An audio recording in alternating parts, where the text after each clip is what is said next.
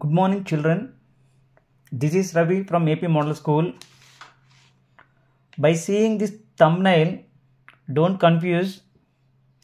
I will explain Mughal rulers in an easy way.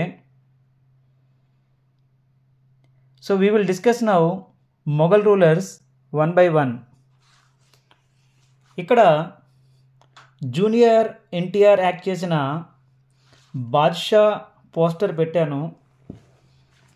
కారణం ఏంటంటే మీకు దానికి ఒక రీజన్ ఉంది. నెక్స్ట్ స్లైడ్లో ఎక్స్ప్లెయిన్ చేస్తాను. Now coming to the lesson, Mughal rulers. The word Mughal comes from the Mongol. వీళ్ళు మంగోలులు యొక్క వారసులు. Who is the founder of the Mughals means the Babur was the founder of the Mughal Empire. He also conquered Delhi and Agra. అంటే ఆ రెండు ఏరియాలని యుద్ధంలో గెలుచుకున్నాడు. He is a poet and also nature lover also. About his family background. So his father is from Taimur and his mother side is Genghis Khan dynasty. So it is about Babur. So in the first battle of Panipat 1526, he defeated Ibrahim Lodi and he became as a ruler of our India. So this is the introduction of Babur. So ఈ పానీపట్ ఎక్కడుంది? హర్యానాలో ఉంది. ఆ యుద్ధంలో ఎవరిని ఓడించారు? ఇబ్రహీం లోడిని ఓడించి Babar became as the first Mughal ruler.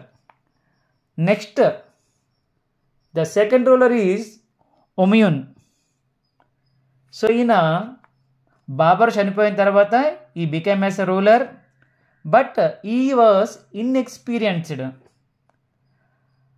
దానివల్ల ఈయన ఒక షేర్షా అనే రూలర్తో 2 times ఓడిపోవడం జరిగింది.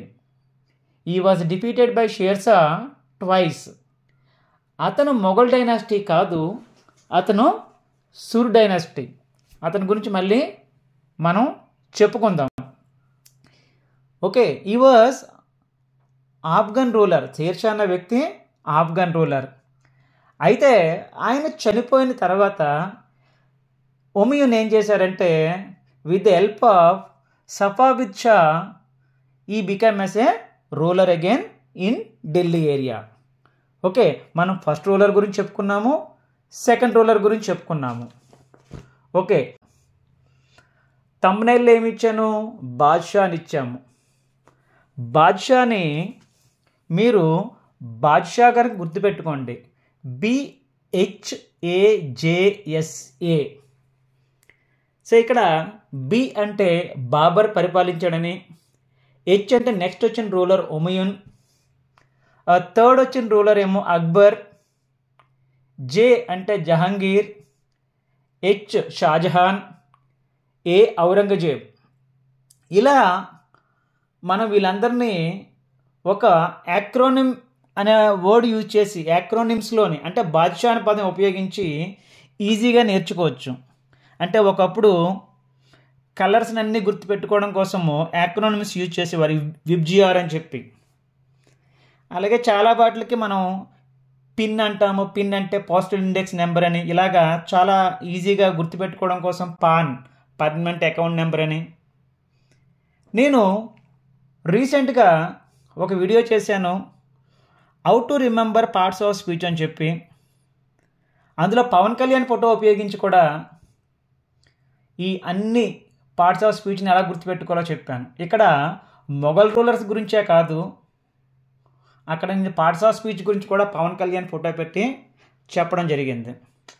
ఎందుకు ఇలా చెప్తారు టీచర్స్ అంటే, సో ఈ యాక్రోనిమ్స్ యూజ్ చేయడం వల్ల ఒక బండ గుర్తుల వల్ల ఒక ఈజీగా గుర్తుండడం కూడా జరుగుతుంది. నేను ప్రతి లెసన్ చెప్తున్నప్పుడు అది మ్యాప్ పాయింటింగ్ కావచ్చు, అది ఏ లెసన్ అయినా కావచ్చు, కంపల్సరీ అక్కడ కొన్ని ఈజీ మెథడ్స్ చెప్పడం జరుగుతుంది. This are all because to learn very easily. Okay,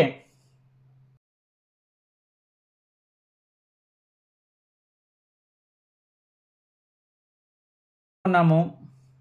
but Humayun inefficient వల్ల అతన్ని షేర్షా అనే వ్యక్తి 2 సార్లు ఓడించి ఢిల్లీని పరిపాలించడం జరిగింది. అతను సుర్ డైనాసిటీ, మొఘల్ డైనాసిటీ కాదు. ఆయన ఆఫ్ఘన్ లీడర్. ఆయనకు ఒక టైటిల్ కూడా ఉంది, చాలా గ్రేట్ టైటిల్, అది షేర్షా. ఆయన ఎంపైర్ ఎక్కడి నుంచి ఎక్కడి వరకు ఉండిందంటే from Kabul to Bengal and Malwa. అంటే he extended his empire from Kabul to Bengal and Malwa. అయితే ఆయన యుద్ధాలు చేస్తున్నప్పుడు ఒకసారి ఏమైందంటే బాంబ్ ఎక్స్ప్లోజన్లో ఆయన చనిపోవడం జరిగింది ఇన్ ద ఇయర్ 1545. ఆ తర్వాత హుమయూన్ పరిపాలించడం జరిగిందని చెప్పుకున్నాము. మరి హుమయూన్ తర్వాత ఎవరు పరిపాలించారు? అతని తాలూకా అతని వారసుడు Akbar became as a ruler. మరి అక్బర్ ఏ వయసులో రాజు అయ్యారంటే సుమారుగా మీ వయసులోనే అతను రాజు అవ్వడం జరిగింది. అంటే 13 years. వాళ్ళ నాన్నగారు అప్పుడే చనిపోయారు. So at the age of 13 he became as a king. మరి ఆయన ఎవరు సరి చూసుకుంటున్నారు, సంరక్షిస్తున్నారు? His guardian was Bairam Khan. అతని తాలూకా హెల్ప్ తోటి, అలాగే మిగతా వాళ్ళ వల్ల సపోర్ట్ తోటి మనం ఫస్ట్ బ్యాటిల్ ఆఫ్ పానీపట్ గురించి చెప్పుకున్నాం కదా, బాబర్ గురించి. ఇప్పుడు సెకండ్ బ్యాటిల్ ఆఫ్ పానీపట్లోని అక్బర్ ఏమో అనే వ్యక్తిని డిఫీట్ చేయడం జరుగుతుందన్నమాట ఇన్ ది ఇయర్ 1556. మరి ఏమో అన్న వ్యక్తి prime minister of Bengal. So అతన్ని ఓడించడం జరిగింది. ఆ తర్వాత అక్బర్ చాలా ఏరియాస్ని అనెక్స్ చేయడం జరిగింది, అంటే గెలుచుకోవడం జరిగింది. సో ఆ పేర్లు మీరు ఇక్కడ చూడొచ్చు: చునార్, మాల్వా, గోండ్వానా. సో ఇలాంటి ఏరియాలన్నీ కూడా ఆయన ఆక్యుపై చేయడం జరిగింది. సో గోండ్వానా అంటే రాజస్థాన్కి సంబంధించిన ఏరియా. అలాగే బికనీర్, జైసల్మర్ అండ్ జోధ్పూర్ కూడా ఆక్యుపై చేయడం జరిగింది. ఈ appointed Rajputs for higher positions and ఈ ప్రమోటెడ్ రిలీజియస్ టాలరెన్స్. అలాగే అక్బర్ ఇంట్రడ్యూస్ చేసింది ఏంటంటే మున్సిపల్దారీ సిస్టమ్ని ఇంట్రడ్యూస్ చేశారు. మున్సిపల్దారీ సిస్టమ్ గురించి ఇక్కడ మీరు చూడండి ఏముందో మ్యాటరు. మీకు మ్యాచ్ ద ఫాలోయింగ్లో కూడా దీని గురించి ఉంటుంది. ఇది ఆర్మీకి సంబంధించింది, సో గ్రేడింగ్ సంబంధించింది, ఇట్ ఇస్ ఏ మిలిటరీకి సంబంధించింది. అంటే ఇక్కడ మున్సిపల్దార్ అంటే ఒక ర్యాంక్ అన్నమాట. వాళ్ళకి సంబంధించిన ర్యాంక్కి సంబంధించి ఒక శాలరీ ఇస్తారు, ఆ వ్యక్తికి మిలిటరీ రెస్పాన్సిబిలిటీస్ ఇస్తారు. ఒక్కొక్క మున్సిపల్దారు ఎంతమంది సోల్జర్స్ వాళ్ళ అండర్లో ఉంటారంటే 10 to 10,000 సోల్జర్స్ వరకు వాళ్ళ అండర్లో ఉంటారనమాట. సో ఇది అక్బర్ ఇంట్రడ్యూస్డ్ మున్సిపల్దారీ system which means rank in the military. Okay, and next Akbar గురించి మనం చెప్పుకోవాల్సిన విషయాల్లో ఏంటంటే పొలిటికల్ అడ్మినిస్ట్రేషన్ గురించి చెప్పుకోవాలి. అక్బర్ పరిపాలన అంతా కూడా సెంట్రలైజ్డ్గా ఉండేది. సెంట్రలైజ్డ్ పరిపాలన ఉండేది. అక్బర్ ఎంపైర్ని మొత్తం ఎలా డివైడ్ చేశారంటే సుబాస్ కింద డివైడ్ చేశారు. మళ్ళీ ఈ సుబాకి ఎవరిని హెడ్గా పెట్టారంటే సుబేదార్ని పెట్టారు. దాన్ని సుబేదారీ సిస్టమ్ అంటారు. ఈ సుబాల్ని మళ్ళీ విడగొట్టారు. Okay, suba was the term for a province in the Mughal umpire.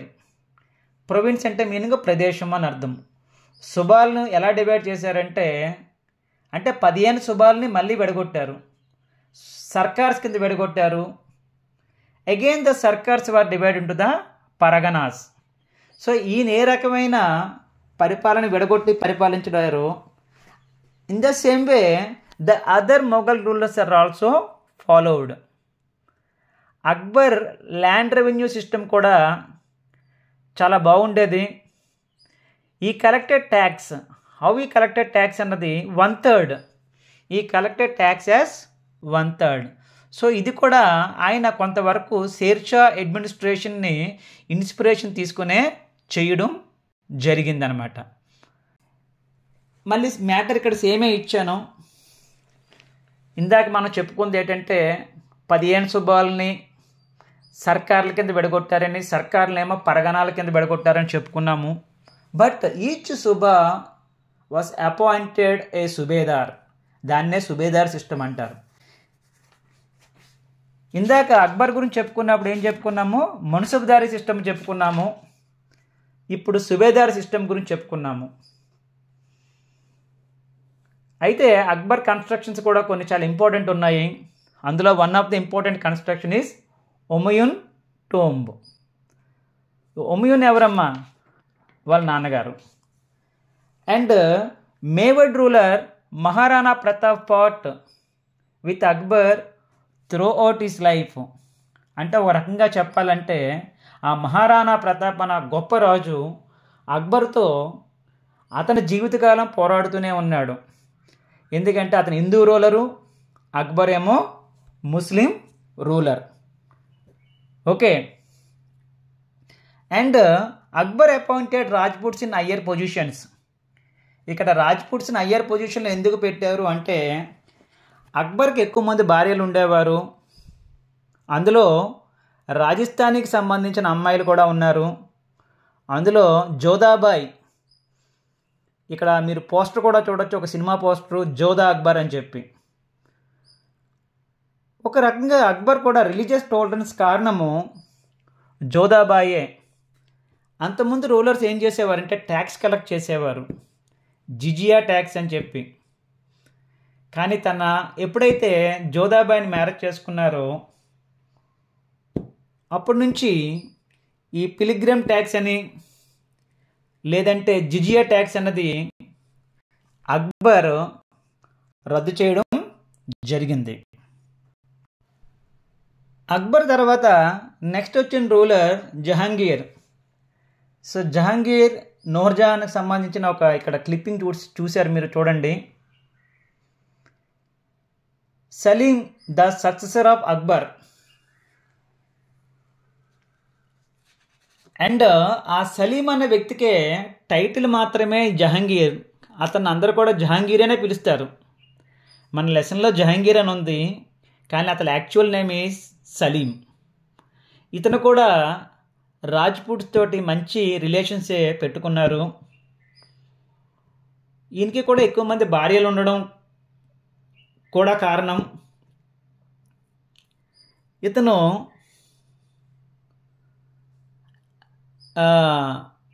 ఈ loves birds and also painter. ఇతని గురించి చెప్పుకోవాలనుకుంటే, కాకపోతే ఈయన కొద్దిగా మందుకి వ్యసనాలకి బానిస.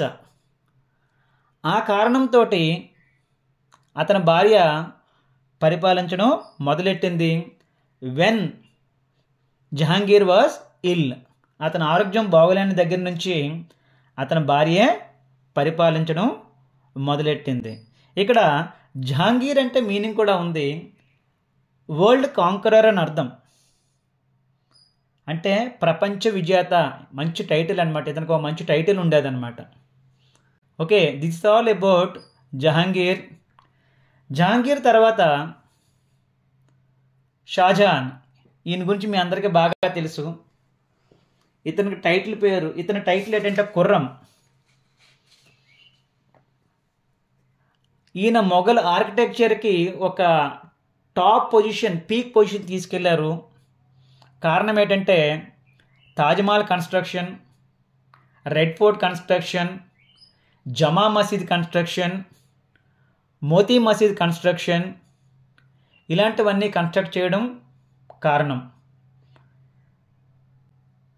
His last days was in prison, and after that his son Aurangzeb was ruled the Mughal Empire. ఇక్కడ ఔరంగజేబు గురించి మనం చెప్పుకోవాలంటే ఇతన్ని జైల్లో పెట్టడానికి కారణం ఇతను చాలా ఎక్కువ ఎక్స్పెండిచర్తో తాజ్మహల్ అనే కన్స్ట్రక్షన్ నిర్మించారని, ఆ విషయంలో ఔరంగజేబుకి నచ్చలా. ఇతను చాలా ఎక్కువ అమౌంట్ కన్స్ట్రక్షన్ చేసిన విషయం నచ్చకపోవడం ఒక కారణంతో తన తండ్రిని జైల్లో పెట్టడమే కాకుండా తన సోదరుల్ని, తన బ్రదర్స్ని కూడా చంపి అతను రాజు అవ్వడం జరిగింది. ఆ వ్యక్తి పేరే ఔరంగజేబు. మనకున్న రూలర్స్లోని ఒక రకంగా చివరి రూలర్ అని చెప్పుకుంటాము ఈ లెసన్కి సంబంధించి. But the last ruler is Bahadur Shah 2. మనం ఆ విషయాన్ని 8th క్లాస్లో చెప్పుకుంటామమ్మా. బట్ ఈ లెసన్ వరకు మనం ఏం చెప్పుకున్నాము? బాద్షా అని చెప్పుకున్నాము, అంటే ఔరంగజేబు వరకే చెప్పుకుంటున్నాము. ఓకే, అండ్ ఇక్కడ మనకి ఫతేపూరి సిక్రీ అనే పిక్చర్ ఒకటి కనిపిస్తుంది చూడండి. ఇది క్యాపిటల్ ఆఫ్ మొఘల్స్. అలాగే బులంద్ దర్వాజా కూడా ఒక పిక్ ఉంటుంది.